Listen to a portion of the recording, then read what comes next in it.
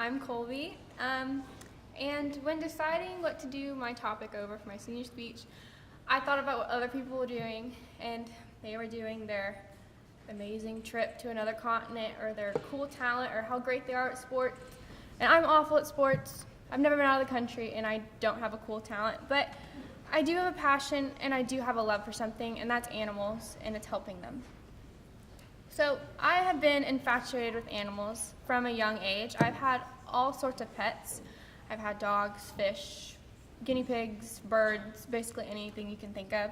And I've always been in love with rescuing animals and taking them out of bad living situations and putting them into loving homes. I guess this is how I have 6 dogs. I could talk about them all day. They're my best friends. They all have individual personalities, and the majority of them are foster failed and adoptions. So Bentley and Rue, they were rescues. Punky, she was plucked from the euthanasia list in the Fort Worth shelter. And Willow, she was rescued from a hot San Antonio backyard with her babies. So when we first rescued her, she had no hair. She was completely bald. She had skin blemishes, frostbitten ears. And today, she looks like this. She has all of her fur back because she's not in any stress anymore. So a lot of people, We've also fostered 2 labs, Lily and Lexi, and they're now in their homes in Colorado. So Lily is the big black lab. When we first got her from the Fort Worth shelter, she was extremely skinny. She had skin blemishes, and she had heartworms and every parasite imaginable. But after giving her a loving home and finally taking care of her, she looks like this.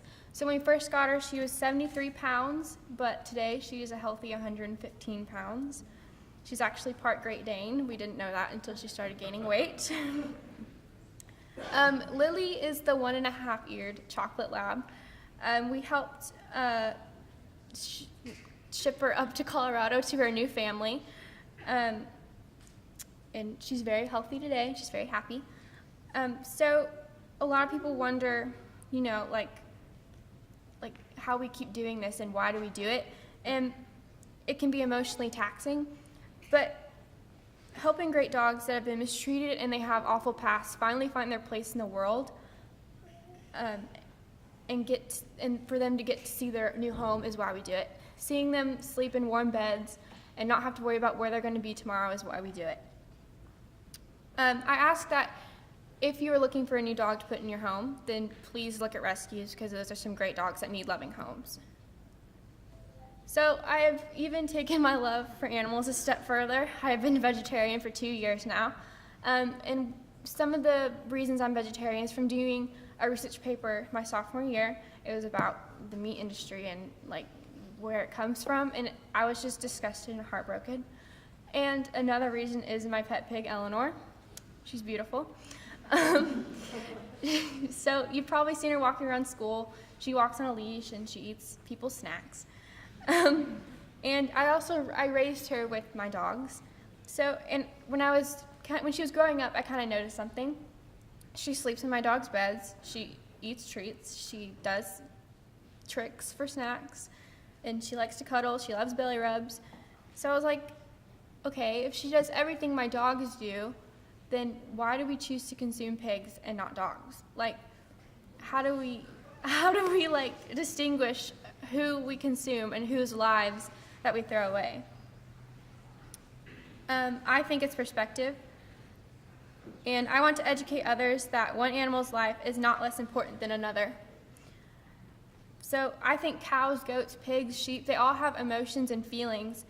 So why do we choose to consume them? I think more people are not vegetarian because they choose not to make the connections between animal and meat. They choose not to think about where their meat comes from, and that actually comes from a living and breathing animal. I believe we should not be the ones to decide which lives are superior to others, and realize animal lives are not ours to throw away. So I'm not here to show you horrible PETA videos and make you sad or make you feel guilty about the burger you had for lunch. But what I'm hoping to accomplish is give you the epiphany that maybe animals aren't here on this planet for us, but maybe they're here with us.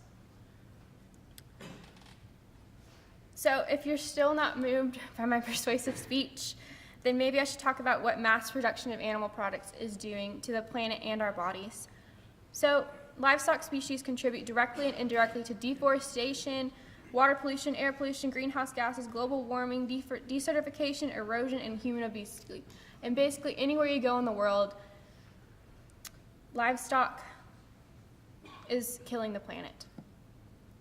And the World Health Organization even named processed meat as a carcinogen, meaning meat causes cancer. So I'm not asking you to leave my speech today a devoted vegetarian or vegan. I'm asking that more thought is put into the life that is taken when meat is eaten, and possibly cut out some meat out of your diet, for not only the animals' lives, but also for the earth and your body. Thank you.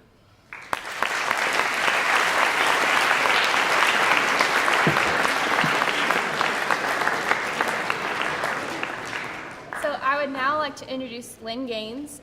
He is an Alpha and Omega, and he will be speaking to us today about learning.